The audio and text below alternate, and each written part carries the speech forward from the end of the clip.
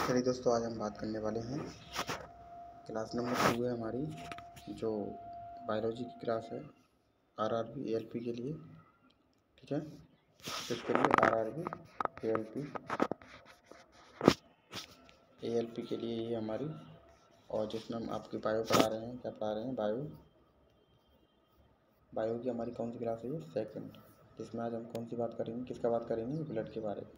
ठीक है, ब्लड के बारे में हम बात करेंगे। बेसिकली ब्लड क्या होता है। चलिए, तो ब्लड के बारे में बात करेंगे तो सबसे पहले हम ये जानेंगे ब्लड के अध्ययन को क्या बोलते हैं। तो ब्लड का जो अध्ययन होता है उसको हम बोलते हैं हेमेटोलॉजी। जहाँ पे भी और आपको कहीं पे भी वर्ड समझ में आ जाएगा, हेमेटो समझ लीजिएगा। ब्लड के बारे में बात कर रहा है। किसके बारे में बात कर रहा है? ब्लड के बारे में। तो हम क्या बोलेंगे? हेमेटोलॉजी मतलब ब्लड के बारे में बात कर रहा है। और ब्लड का कहीं पर भी अध्ययन होगा तो क्या हो जाएगा? हेमेटोलॉजी। लॉजी में मालूम होता है अध्ययन, हेमेटो माने क्या होता है? ब्लड। यानी ब्लड का यहाँ अध्ययन होगा, ब्लड का यहाँ अध्ययन होगा, उसे क्या बोलेंगे? हेमेटोलॉजी। चलिए, जो हमारा ब्लड होता है वो एक लिक्विड फॉर्म में होता है। किस फॉर्म में होता है? लिक्विड फॉर्म में। लिक्विड फॉर्म में तो होता है जैसे हम बोलते हैं तरल, तरल फॉर्म में होगा। लेकिन ये तरल होता है वो हर जगह कनेक्ट होता है। कहाँ होता है? हर जगह कनेक्ट मतलब हर जगह जाता है। तो इसीलिए इसे क्या बोलते हैं? तरल संयोजी ऊतक। और ये टिश्यू होता है। क्या होता है? टिश्यू। सेलों से मिलकर बना होता है। जैसे ब्लड सेल होती हैं, आरबीसी, डब्ल्यूबीसी, प्लेटलेट्स, ये क्या होती हैं? ये सेल हैं। तो इन्हीं सेलों के समूह को हम क्या बोलते हैं? टिश्यू यानी ऊतक। यानी ऊतक है तरल संयोजी ऊतक, यानी ऐसा तरल जो टिश्यू के रूप में तो है लेकिन वो कनेक्टेड है, यानी संयोजी है, यानी किसी न किसी के साथ जो है जा रहा है, मिल रहा है। ठीक है, तो हम बोलेंगे तरल संयोजी ऊतक, लिक्विड कनेक्टिव टिश्यू। इसकी मात्रा कितनी होती है हमारी बॉडी में? इसकी मात्रा हमारी बॉडी में होती है 5 से 6 लीटर। कितनी होती है? 5 से 6 लीटर होती है। ठीक है, अगर हम इसके पीएच मान की बात करें तो इसका पीएच मान कितना होता है? ये बेस होता है। बेस का मतलब जानते हैं? क्षार। क्षार मतलब एल्कलाइन। एल्कलाइन मतलब 7.4 होता है इसका। इसका पीएच मान कितना होता है? 7.4। कितना होता है? 7.4। चलिए नेक्स्ट चलते हैं हम इसमें। इसका पीएच मान कितना होता है? 7.4, यानी ये बेस के रूप में काम करता है। ठीक है, अगला हम चलते हैं इसमें। चलिए, ब्लड। अब देखो, ब्लड के अध्ययन को हमने क्या बोला? हेमेटोलॉजी। अब ब्लड की जो मात्रा होती है वो 5 से 6 लीटर होती है। ठीक है, और ये तरल संयोजी ऊतक होता है। अब ये बनता कहाँ पे है ब्लड? ब्लड की अगर हम बात करें तो ब्लड बनता कहाँ है? तो ब्लड बनता है हमारे बोन मैरो। बोन मैरो कहाँ होता है? जो आपकी फीमर जो हड्डी होती है, जिससे हम बोलते हैं अस्थि मज्जा, यानी कि जो आपकी, देखो सबसे बड़ी हड्डी कौन सी है? फीमर। तो जो सब ये हड्डियों के बीच में बनता है। अब कहाँ बनेगा? जो सबसे बड़ी हड्डी होगी वहाँ ज़्यादा बनेगा। बनता तो सब जगह है, लेकिन जो हमारी हड्डी होती है, जो फीमर, वहाँ पे सबसे ज़्यादा बनता है ना। तो जो फीमर हड्डी हमारी कौन सी होती है? वो है हमारी बोन मैरो। बोन मैरो कहाँ है? देखो, जो हमारी जो जांग वाली हड्डी होती है, जो हमारे जांग वाली हड्डी होती है, वहाँ पे बनता है। वहाँ पे हड्डी कैसी होती है? बड़ी। तो ये हड्डियों के बीच में बनता है ये ब्लड। ठीक है, तो कैसे बनेंगे? देखो, फॉर्मेशन कहाँ होगा इसका? अस्थि मज्जा में, यानी बोन मैरो में। अब बोन मैरो मतलब बोन के अंदर मैरो। ठीक है, तो लाल अस्थि मज्जा में कहाँ बनता है? लाल अस्थि मज्जा में कहाँ बनेगा ये? देखो, बोन मैरो ये है, ये हमारी हड्डी है। देखो, ये तो हमारी हड्डी हो गई। ठीक है, ये हमारी हड्डी हुई। अब ये हड्डी के अंदर क्या है? हड्डी के अंदर ऐसे करके देखो,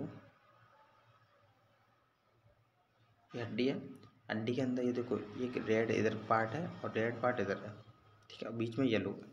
तो जहाँ पे रेड पार्ट होता है, रेड वेन मारो, वहाँ पे आरबीसी बनती है। और आरबीसी मतलब ब्लड बन रहा है। ठीक है, आरबीसी बनती है। जो हमारे तो ब्लड में हमारे 3 चीज़ होती हैं, ब्लड प्लेटलेट्स और डब्ल्यूबीसी और आरबीसी। तो जो रेड बोन मैरो में क्या बनता है? आरबीसी बनती है। येलो बोन मैरो में क्या बनेगा?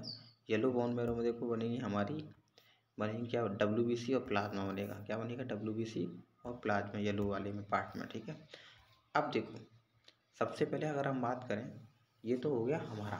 ठीक है, जब छोटा बच्चा होता है, यानी छोटा बच्चा ना माने हम, जैसे मान लो किसी का एक भ्रूण, ठीक है, भ्रूण रुधिर निर्माण, जैसे भ्रूण में कहाँ बनता है? जैसे मान लो कोई एक छोटा बच्चा है, मान लो कोई प्रेग्नेंट है।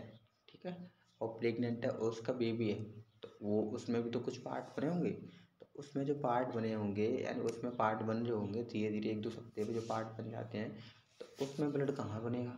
तो उसमें जो ब्लड बनेगा उसमें बोन मैरो तो है नहीं, हड्डी नहीं है उस टाइम, है ना, वो मांस का एक टुकड़ा है, तो वो कहाँ बनेगा? वो बनेगा सबसे पहले लिवर में।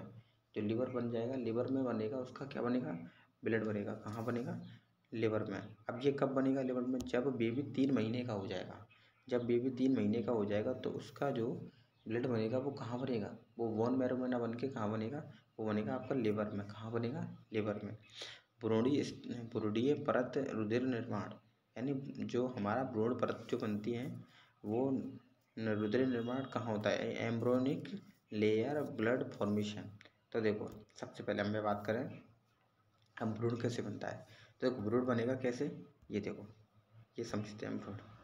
ये है आपका एक स्पर्म, ये होता है आपका एक एग, जिसे हम ओवम बोलते हैं, ओवा, ठीक है। स्पर्म किसका होगा? ये होगा मेल का, और फीमेल का क्या होगा? अंडाणु, जिसे हम ओवम बोलते हैं। मेल का शुक्राणु और फीमेल का अंडाणु मिलके क्या बनाते हैं? एक जाइगोट बनाते हैं। क्या बनाते हैं? जाइगोट। जब ये जाइगोट बनाते हैं तो ये जो प्रोसेस होती है, यानी कि ये मान लो शुक्राणु और अंडाणु की जो प्रोसेस होती है उसको क्या बोलते हैं? फर्टिलाइजेशन। फर्टिलाइजेशन बोलते हैं। क्या बोलते हैं? फर्टिलाइजेशन, यानी निषेचन की क्रिया, ठीक है। जब ये निषेचन की क्रिया होती है तो एक ये सिंगल सेल होती है उस टाइम। क्या होती है? सिंगल सेल होती है। लेकिन ये मल्टीपल सेलों में क्या होती है? फिर अपने आप विभाजन कर लेती है। एक सिंगल सेल बनेगी, ये दोनों को मिला के एक सिंगल सेल बनी, ठीक है। अब क्या होगा? ये दोनों मिलके एक सिंगल सेल बनी, तो ये क्या करेंगे? मल्टीपल सेलों का निर्माण करती हैं। मल्टीपल सेलों का निर्माण करेंगी, मल्टीपल जो सेल हैं बहुत सारी सेलें बन जाएंगी, तो उनमें से बहुत सारी सेलें अपना अपना पार्टीशन करेंगी। वो कहेगी हम ये वाली, कुछ सेल क्या करेंगे? कुछ चीज़ बनाएंगे, अलग अलग चीज़ों का निर्माण करेंगे, यानी सेलों ने अपना अपना विभाजन कर लिया। अब वो सेल कहेगी कि मैं इस वाली सेल से ये वाली चीज़ बनेगी, इस वाली सेल से ये वाली चीज़ बनेगी, इस वाली सेल से ये वाली चीज़ बनेगी, है ना। जैसे मान लो हमने कोई दुकान खोली, तो हम अपने सामान को सजाते हैं, ये सामान यहाँ रख दिया, ये सामान यहाँ रख दिया, ये सामान यहाँ रख दिया, यानी वो सामान जो हमने पर्टिकुलर जो जगह दी है, यानी उस सामान को रखने के लिए दी है। ऐसे ही जो पर्टिकुलर जो सेल दी है वो पर्टिकुलर मतलब सामान मतलब बनाने के लिए दी है, यानी पर्टिकुलर चीज़ों को बनाएंगी, है ना। बनाएंगी कैसे? आप देखो, जो हमारी बाहरी वाली जो परत होती है, ठीक है, ये क्या, ये हमारी जो सेल की जो मतलब जो हमारी जो सेल होती हैं, है ना, वो क्या करती है? देखो ये जो सेल जो होती है, जो जो मतलब अभी देखो ये सेल है, ठीक है, ये बहुत मल्टीपल सेलों में निर्माण हो जाएगा। तो देखो ये क्या काम करती हैं? एक कोशिका सिंगल सेल है और ये बहुत सारी कोशिकाओं में विभाजन हो जाता है, और फिर ये बहुत सारे विभाजन हो जाता है, इसे बोलते हैं गैस्ट्रोला। तो गैस्ट्रोला जो होता है उसमें बहुत सारी सेलें होती हैं, है ना। तो वो बहुत सारी सेलें देखो, जिसमें जो जो हमारी जो, तो देखो ये है हमारा जाइगोट। इस जाइगोट में देखो बहुत सारी सेलें हैं। तो जो सेलें हैं, सेलों का फॉर्मेशन है, ठीक है। अब इसमें एक बाहरी पर इसी जाइगोट की जो बाहरी जो परत होती है, जो बाहर की परत जो होती है, जिसे बोलते हैं एक्टोडर्म। एक्टोडर्म क्या होती है? ये ब्रेन, ठीक है, बाल, खाल, यानी जिसे स्किन बोलते हैं, नाखून जिसे नेल्स बोलते हैं, ये इनका फॉर्मेशन करेगी। किसका? इनका फॉर्मेशन करेगी कौन? जो हमारी एक सिंगल सेल थी। सिंगल सेल कौन थी? जो जाइगोट था। एंड जाइगोट जब बना है तो वो बहुत सारी मल्टीपल सेलों में टूटेगा, और टूटेगा उससे पहले वो क्या करता है? जो उसकी एक जो सिंगल सेल होती है वो क्या करती है? वो अपने बहुत सारे पार्टों में होती है ना, तो वो बाहर वाला जो पार्ट होता है वहाँ से अगर वो निकलेगा तो वहाँ से ब्रेन, बाल, ठीक है, खाल और नाखून इनका निर्माण करेगी। और अंदर वाली लेयर जो होती है, सेकंड नंबर पे जो अंदर की तरफ जो लेयर होगी, वो हमारा ब्लड फॉर्मेशन और हड्डियों का और मांसपेशियों का ये क्या करेगी? फॉर्मेशन करेगी। अंदर वाली जो परत होती है, जो अंतः परत बोलते हैं, जिसे बोलते हैं एंडोडर्म बोलते हैं। एंडोडर्म क्या करेगी? ये हमारे गुर्दे का और लीवर का जो पार्ट बनाने का काम करेगी। क्या करेगी? गुर्दे और लीवर का काम। यानी जो हमारी देखो हमारी ये एक जाइगोट है, ठीक है, इसमें 3 लेयर है। कौन कौन सी हैं? एक तो बाहर वाली परत, एक मध्य वाली, बीच वाली, एक अंत्य वाली। बाहर वाली को बोलेंगे एक्टोडर्म, और मध्य वाली को बोलेंगे मेसोडर्म, और और जो अंत्य वाली होती है उसे क्या बोलेंगे? एंडोडर्म। जब ये 3 तरह की लेयर बन जाती हैं, यानी कौन सी? एक्टो, मीसो और एंडो। एक्टो, मीसो, एंडो, ठीक है। ये 3 तरह की क्या होती हैं, परत होती हैं। इन परत में पहली वाली जो बाहर वाली जो परत होती है, वो बाहर वाली जो परत होती है उसका काम क्या होता है, उसका काम होता है जो हमारा ब्रेन है, ब्रेन को बनाना, बाल को बनाना, खाल को बनाना, नाखून को बनाना, ये सभी काम कौन करेगा, बाहरी परत किसकी, जाइगोट की। ठीक है। अंदर वाली जो बीच वाली जो होती है इसे बोलते हैं मीसोडर्म बोलते हैं। मीसोडर्म का काम क्या होगा, ये बनाएगी रुधिर को, यानी ब्लड को बनाने का काम करेगी। क्यों, कब, जब ये 3 महीने का जब बेबी होता है उसमें जाइगोट बन जाता है, तो उस सेल की बात हो रही है, ना कि एक विकसित चीज़ है, विकसित सेल के लिए। अभी ये सेल विकसित नहीं है, ये इनका फॉर्मेशन हो रहा है। ये सेलें टूटेंगी, है ना, टूट के ये कहेंगी मैं अपना ये बनाऊंगी, मैं अपना ये बनाऊंगी, फिर ये इनका काम स्टार्ट हो जाता है शुरू। इनको काम दे दिए, फिर ये अपना अपना फॉर्मेशन करती रहती हैं। कब, जब ये जाइगोट बना है उसके बाद ही फॉर्मेशन इनका हो गया, और ये अलग अलग तोड़ने के बाद इनमें क्या होता है, ये अपना अपना जो है करती रहती हैं फिर। चलिए, नेक्स्ट जो लास्ट वाली होती है, जो अंदर वाली होती है, वो क्या काम करेगी, वो काम करेगी किडनी बनाने का काम, लीवर बनाने का काम। इनको भी काम दे दिया कि भाई आप इन सेलों से किडनी बना सकते हैं, लीवर बना सकते हैं। ठीक है। चलिए, अगला हम बात करते हैं ब्लड के बारे में। तो ब्लड का मैंने बता ही दिया आपका पीएच मान कितना होता है, 7.4 होता है ब्लड का जो पीएच मान है, वो 7.4 होता है। ये क्षारीय होता है, कैसा होता है, क्षारीय। और ये स्वाद में कैसा होता है, नमकीन जैसा होता है। जब आपने ब्लड को देखा होगा तो आपको ऐसा लगेगा नमकीन नमकीन सा। ठीक है, ना खट्टा ना मीठा ना कैसा भी, ये लगेगा नमकीन सा, जैसे नमकीन, जो नमकीन मतलब नमक का जैसा। तो नमक का फॉर्मूला क्या होता है, NaCl, क्या होता है, NaCl। ठीक है। जब, अच्छा ये बताओ, जब आपका बीपी लो होता है तो आप क्या करते हो, जब किसी इंसान का बीपी लो होता है तो हम क्या करते हैं, नमक और 5 चीनी का घोल पीते हैं ना। नमक और चीनी का घोल अगर पी लेंगे तो आपका ब्लड जो प्रेशर है वो सही हो जाएगा। ब्लड लो हो जाए या बीपी लो हो जाए या हाई हो जाए, तो हम क्या करते हैं, अगर किसी का मान लो बीपी लो हो गया तो वो नमक का यूज करेगा। नमक का मतलब NaCl का यूज करेगा। जहाँ NaCl का यूज करेगा वो ब्लड का क्या करेगा, उसको बीपी को थोड़ा इंक्रीज करेगा, है ना। तो ये है फंडा, मेन चीज़ नमक खाने का। लोग कहते हैं कि बीपी लो हो गया, नमक खा लो थोड़ा सा, नमक का पानी पी लिया, नमक थोड़ा सा चख लो, है ना। उससे होता क्या है, ये बीपी लो जो है वो सही हो जाता है। क्योंकि बीपी लो का मतलब बीपी का जो प्रेशर है वो लो हो गया। अब हाई कौन करेगा, जब बीपी को हाई करने का काम कौन करता है, नमक। और नमक अगर आप थोड़ा चखेंगे तो आपको बीपी थोड़ा आपका हाई हो जाएगा। ठीक है। और लो हो जाए तो हाई करने के लिए नमक का उपयोग करेंगे। और जैसे मान लो आपको कोई दिक्कत हो जाए, अगर मान लो आपको लूज मोशन हो गया, आपकी बॉडी में वीकनेस भी फील हो रही, तो आप क्या करें, नमक और चीनी का घोल पी लीजिए, आपकी वीकनेस दूर हो जाएगी। ठीक है। चलिए, अब नेक्स्ट हम चलते हैं। इसका स्वाद नमकीन सा होता है और इसका पीएच मान तो बता ही दिया। और आपको ये भी बताते हैं ये ब्लड में कितना होता है, 5 से 6 लीटर होता है, 5 से 6 लीटर होता है। और ये बता दें कितना होता है, 5 से 6 लीटर। देखो लड़कियों में ये होता है, ब्लड जो होता है, जो लड़कियों में क्या होता है, इसका जो कम होता है। और जो हमारे मेल जो होते हैं उनमें क्या होता है, मेलों में ये ज़्यादा पाया जाता है ब्लड। ठीक है। चलो, अगर हम इसका देखें, ये कुल, अगर हमारा वेट है मान लो, ठीक है, मान लो किसी का वेट 100 किलो का है, तो 100 किलो का है तो उसका 7% निकाल लो आप। 100 का 7% निकालेंगे तो आपका कितना, 7 लीटर मिलेगा आपको। यानी कि अगर कोई इंसान 100 किलो का है तो उसमें 7% यानी 7 लीटर उसमें उसका ब्लड होगा। ठीक है। कितना होगा, 7 लीटर। चलो, कितना होगा, 7 लीटर, 7 लीटर होगा ना। चलिए, मतलब कुल मिला के आपकी बॉडी का जितना भी वेट है उसका आप 7% निकाल लो। आपका अगर 60 है, 60 किलो अगर आपका वेट है, सब कुछ करिए, मैं निकलवा रहा हूँ यहाँ पे, 60 किलो का आपका वेट है, तो आप 60 किलो का है तो आप निकाल लीजिए इसका 7%। 1 जीरो से 1 जीरो कटा, ठीक है, ये हो गया 7 अट्ठे 56, सॉरी 7×6 = 42 होता है। कितना होता है, 42। और यहाँ पे 1 जीरो है तो पॉइंट यहाँ आ जाएगा, यानी 4.2 लीटर। कितना लीटर, 4.2 लीटर। यानी कि किसी का अगर 60 किलो का पेट है तो उसमें ब्लड जो होगा वो 4.2 लीटर होगा। ठीक है।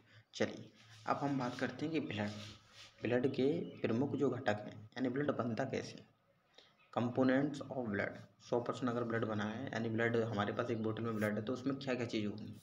देखो, ब्लड में होगा सबसे पहले क्या होगा, प्लाज्मा। क्या होगा, प्लाज्मा। उसके बाद ब्लड में क्या होगी, ब्लड सेल्स। एक पार्ट है प्लाज्मा, एक पार्ट है ब्लड सेल्स। चलिए, अब ब्लड में 2 पार्ट हो गए, एक तो प्लाज्मा हो गया, आपने बताया प्लाज्मा हो गया, कितना क्या हो गया, प्लाज्मा हो गया। प्लाज्मा के बाद क्या हो गया इसमें, देखो प्लाज्मा और आपका क्या हो जाएगा, एक प्लाज्मा और ये हो जाएगा ब्लड सेल। अब ब्लड सेल्स इन्हें बोलते हैं, ब्लड कार्पल्स भी बोलते हैं, रुधिर का, है ना। जैसे आपने सुना होगा ब्लड कार्पल्स या ब्लड सेल्स, बात वही है, एक ही है, ठीक है। अब जो ब्लड कार्पल्स जो होती हैं वो 45% होती हैं पूरे ब्लड में। जो ब्लड कार्पल्स होंगी या ब्लड सेल होंगी वो हमारी 45% ही होंगी। तो फिर 55% क्या होगा, तो 55% प्लाज्मा होगा, यानी प्लाज्मा हमारे में ज़्यादा होता है।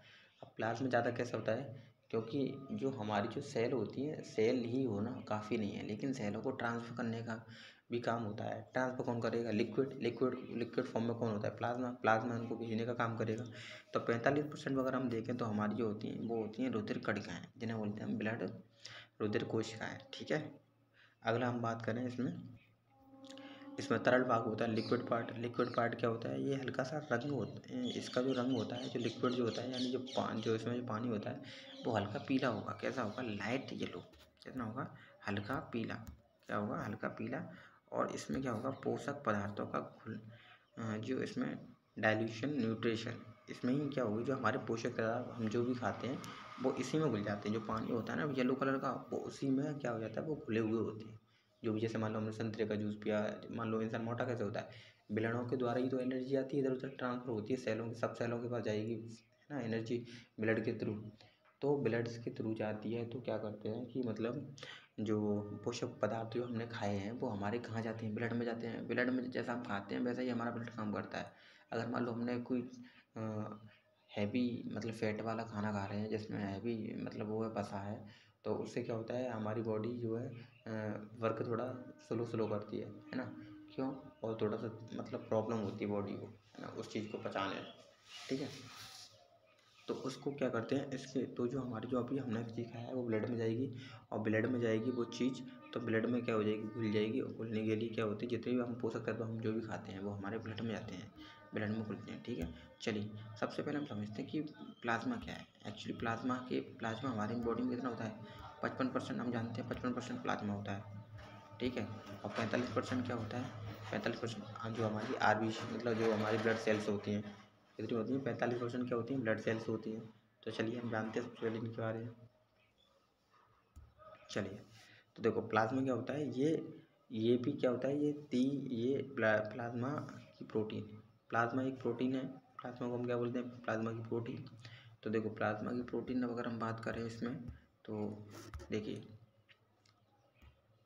प्लाज्मा की प्रोटीन, इसमें क्या होता है, सर्वाधिक क्या होता है प्लाज्मा में, एल्बुमिन होता है। क्या होता है, एल्बुमिन, जिसे क्या बोलते हैं हम, एल्बुमिन। ये क्या होता है, प्रासरण दाब नमकीन बनाती है, ठीक है।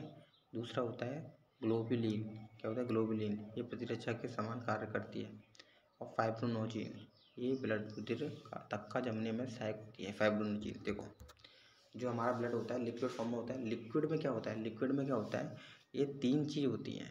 देखो एल्बुमिन होती है, ग्लोबुलिन ग्लोबी ग्लोब्यूलिन होती है, फाइब्रोनोजन होता है, फाइब्रोमिनिजन, ठीक है। अब सबसे ज़्यादा जो होता है वो एल्बुमिन होता है। क्या होता है, एल्बुमिन। देखो इसे याद करने की ट्रिक क्या है, जी एफ, AGF से आप याद करो, एल्बुमिन, ग्लोबुलिन और फाइब्रो फाइब्रोनिजन फाइब्रिनोजन, ठीक है। क्या याद रखेंगे, एल्बुमिन, ग्लोबुलिन और फाइब्रोविनोजन, ठीक है, ऐसे याद करेंगे। तो देखो सबसे ज़्यादा ये आ रहा है पहले नंबर पे, तो ये सबसे ज़्यादा होगा। अब जो इम्पोर्टेंट है वो ग्लोबुलिन और फाइब्रोनोजन होता है, फाइब्रोविनोजन, ठीक है। अब ये क्या काम करता है, देखो ये जो होता है ये वो प्रासरण दाब बनाती है। प्रासरण दाब मतलब ऑस्मोटिक प्रेशर, यानी कि प्रेशर को मतलब इसका काम होता है कि जो हमारा ब्लड है वो एकदम एक्यूरेट प्रेशर से जाए, ठीक है। उनका दाब जो है ज़्यादा कम ज़्यादा ना हो, प्रेशर को मेंटेन करने का काम कौन करता है, एल्बुमिन, ठीक है। नेक्स्ट दूसरे नंबर पे क्या आता है, जो हमारा ब्लड जो होता है उसमें प्रतिरक्षा के समान कार्य कौन करता है, प्रतिरक्षा मतलब वर्क एस एंटीबॉडी। एंटीबॉडी मतलब बाहर से कोई अगर कोई भी चीज़ दिक्कत हो रही तो उसको एंटीबॉडी को मतलब कौन करेगा, एंटीबॉडी प्रदान कौन करेगा। तो एंटीबॉडी प्रदान करने के लिए काम कौन करता है, वो है हमारा कौन सा, जो ये प्रोटीन है, ये तीनों प्रोटीन है बॉडी में जो हमारे ब्लड में इंक्लूड होते हैं। कौन सा है? ग्लोबुलिन, ठीक है, प्रतिरक्षा के लिए। और रुधिर के जो धक्का जमाने के लिए कौन सहायक होता है? तो रुधिर का धक्का जमाने में सहायक जो होता है, जो हेल्पिंग करता है, वो करता है फाइब्रोनोजन, फाइब्रिनोजन, ठीक है। कौन होता है? फाइब्रोनोजन, ठीक है। अब देखो, इसे बोलते हैं हेमोथेसिस। हेमोस्टेसिस क्या होता है? ये ब्लड में धक्का जमाने के लिए काम होता है। ये हेल्प इन ब्लड क्लॉटिंग, ठीक है।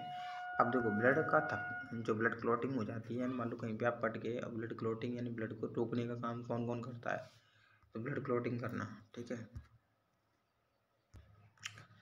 चलिए अगला हम बात करते हैं इसमें कि ब्लड यानी जो ब्लड है वो, उसमें ब्लड क्लॉटिंग के लिए फैक्टर कौन कौन से ब्लड क्लॉटिंग हो रही है। यानी अगर आपका कोई ब्लड निकल रहा है तो उसको मतलब उसको जमाने के लिए, यानी उसका जो थक्का है उसको मतलब उसको रोकने के लिए, यानी ब्लड को रोकने के लिए कौन कौन सहायक होता है। तो सबसे पहले देखिए, सबसे पहले आता है हमारे जो एलिमेंट हैं, वो एलिमेंट होते हैं। कौन सा एलिमेंट है? कैल्शियम। जो हमारा कैल्शियम है ये हमारे ब्लड को रोकने के लिए सहायक होता है। अगला विटामिन के, ये भी हमारे ब्लड को रोकने के लिए सहायक होता है। अगला है ब्लड कोशिकाएं, यानी जिसे हम बिम्बाणु बोलते हैं, प्लेटलेट्स भी हमारे ब्लड को रोकने के लिए सहायक होती हैं, ठीक है। प्रोटीन का काम करता है फाइब्रिनोजन जो होता है वो क्या काम करती है? वो भी हमारे ब्लड को रोकने का काम करती हैं, ठीक है। अब ये बताओ, जो हमारा जो मच्छर होते हैं वो हमारा खून पीते हैं, वो कौन सा मच्छर है वो हमारा ब्लड पीता है? तो हम अगर उसको बात करें तो वो मादा मच्छर होती है जो हमारा खून पीती हैं। कौन होती हैं? मादा मच्छर। वो हमारे ब्लड को नहीं पीती हैं, एक्चुअली वो हमारे ब्लड में से एक प्रोटीन होता है, ठीक है, उनको निकालने का काम करती हैं। अब वो किसमें से निकालेंगी? वो सीरम एल्बुमिन को क्या करती हैं? एल्बुमिन प्रोटीन होती है, उसको लेती हैं हमारे ब्लड में से। क्या करती हैं? सीरम एल्बुमिन जो प्रोटीन होती है उसको लेती हैं, और वो उस प्रोटीन से क्या करती हैं? वो अंडे को पोषक तत्व देती हैं। इनको जो यानी कि इनके जो बच्चे होते हैं, मच्छरों के जो बच्चे होते हैं, उनको क्या करती हैं? उनमें से उन पोषक तत्व जो हमारी प्रोटीन है उनको देती हैं, है ना। जो अंडे को क्या करती हैं? पोषण देती हैं, जो हमारी प्रोटीन से। कौन सी प्रोटीन? सीरम एल्बुमिन से, ठीक है, सीरम एल्बुमिन से। अब देखो, हमारा जो ब्लड होता है उसमें क्या होता है? प्लाज्मा में जो पानी होता है वो कितना होता है? 92% होता है। कितना होता है? 92 से 92% होता है। और प्लाज्मा में जो प्रोटीन होती है वो 7% ही होती है, और 2 से 3 अन्य कार्बनिक पदार्थ होते हैं, ठीक है। जैसे मान लो 90 है, 90 में 7 जोड़ेंगे कितना हो जाएगा? 97। और 97 और अब कितना बचा? 3, यानी 2-3% जो होता है वो क्या होता है प्लाज्मा में? तो 2-3 जो परसेंट जो होता है वो कार्बनिक पदार्थ होते हैं, ठीक है। पहले तो 90% पानी होगा, 90 से 92%, और 7% उसमें प्रोटीन होगी। और प्रोटीन के बाद भी उसमें क्या होगा? क्योंकि ज़्यादा प्रोटीन को वो उसमें यूज वो नहीं करेगा ना, वो उसको ट्रांसफर करता रहता है। अगर ज़्यादा ले जाएगा तो फिर उसको जो भी सेल्स होती हैं उनसे टकराएगी, प्रोटीन टकराएंगी तो ब्लड बंद रुक जाएगा, वहीं पे रुक जाएगा तो ब्लड बॉडी में नहीं जाएगा, बॉडी में नहीं जाएगा तो इंसान की मृत्यु हो जाएगी। तभी तो जब इंसान ज़्यादा फैटी खाना खाता है तो उसमें क्या हो जाता है? उसकी जो फैट एसिड है, जो फैटी चीज़ है वो उसमें जमा हो जाती हैं, और जिससे क्या होता है? ब्लड जो है सही तरीके से काम नहीं करता। तो सही तरीके से काम नहीं करेगा तो ब्लड में क्या हो जाता है? वो रुक जाता है, और रुकने से क्या हो जाती है? इंसान की मृत्यु हो जाती है। तभी तो कोलेस्ट्रॉल बढ़ जाता है बॉडी में। कोलेस्ट्रॉल बढ़ने का मतलब ये फैट बढ़ गया उसका, ठीक है। मोटा इंसान जल्दी हाँफेगा, क्यों? क्योंकि ब्लड को निकलने की जगह ही नहीं मिल रही, है ना। ब्लड को निकलने की जगह नहीं मिलेगी तो वो ब्लड प्रेशर लगाएगा तो बॉडी का टेम्परेचर बढ़ेगा तो समझो इंसान को गर्मी लगेगी। तो तभी तो मोटे इंसान को गर्मी ज़्यादा लगती है, देखा होगा आप लोगों ने, ठीक है। चलिए आज के लिए इतना ही, रखते हैं, और नेक्स्ट अगली क्लास जो है आपकी कर लेंगे। इसलिए आज के लिए धन्यवाद, thank you, bye bye, tata bye bye, और जय हिंद, जय भारत, धन्यवाद।